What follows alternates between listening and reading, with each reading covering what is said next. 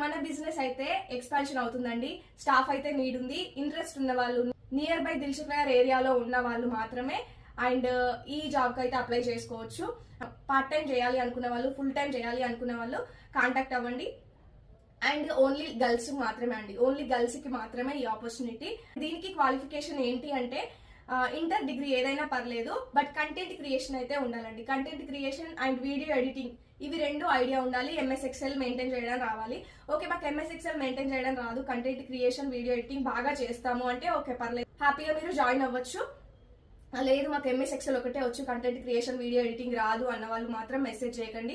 Mainly మేము తీసుకునేది content creation and video editing person కోసం.